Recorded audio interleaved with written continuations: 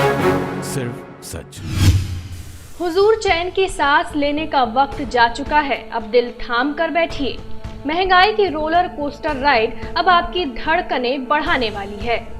Ukraine और रूस के बीच चल रहे युद्ध का असर इस कदर हुआ है कि कच्चे तेल की कीमतों की रफ्तार सुखोई और मिग से कंपटीशन करने में जुट गई है। एक बार फिर पेट्रोल और डीजल की कीमतें बढ़ने के आसार आ चुके हैं, वो भी कोई 1-2 रुपए तक नहीं, बल्कि इस बार तो 20 से 30 रुपए भी पार हो सकते हैं।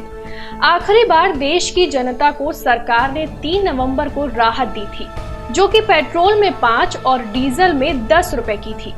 आपके जहन में सवाल आया होगा कि जमानत पर मिली राहत अचानक क्यों खत्म होने वाली है, तो इसका सीधा सा जवाब है कि 5 राज्यों के चुनाव परिणाम जैसे ही घोषित होंगे, उसके बाद चुनाव हारने वाले ही नहीं, आम लोग भी रोएंगे।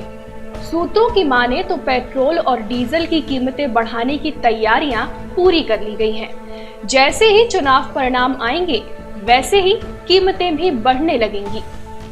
कीमतें बढ़ने के पीछे मुख्य वजह अंतर्राष्ट्रीय बाजार में कच्चे तेल की कीमत का लगातार बढ़ना है। अब तक ये 115 रुपए प्रति बैरल के पार हो चुकी है। आखिरी बार जब सरकार ने एक्साइज ड्यूटी कम की थी, उस समय कच्चे तेल के भाव $75 प्रति बैरल थे। अब ऐसे में एक यूक्रेन की आग की तपिश दुनिया भर में कच्चे तेल के भाव के रूप में पहुंचने लगी है।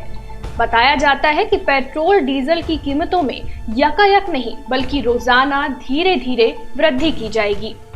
इन बढ़ी हुई कीमतों का असर क्या होगा, तो ये जान लीजिए कि सिर्फ पेट्रोल डीजल खरीदने में आपकी जेब हल्की नहीं होगी, बल्कि जरूरत के सामान की कीमतें आसमान छूने लगेंगी। खाने का तेल तो अभी से ही आंखें तरेरने लगा है, उसके बाद आपके किचन में महंगाई की आंच पहुंच जाएगी। खैर, ऐसा नहीं है कि सरकार चाहे तो राहत नहीं दे सकती।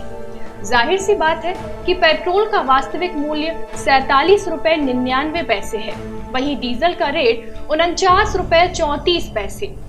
इसके बाद transportation, excise duty, dealer commission और वैट मिलाकर ये दुगने से ज्यादा पहुंच जाते हैं। यदि सरकार चाहे तो दाम आम लोगों के बजट में आ सकते हैं और महंगाई पर भी लगाम लग सकती है। लेकिन मोदी सरकार का रिकॉर्ड देखा जाए तो 2014 से जब से वह सत्ता में है, उसने 13 बार पेट्रोल और डीजल के दामों में एक्साइज ड्यूटी बढ़ाई है।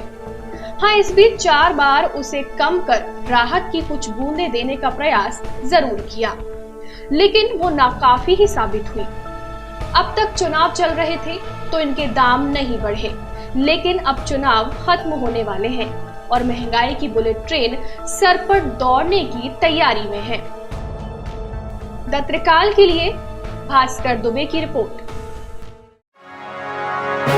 सिर्फ सच।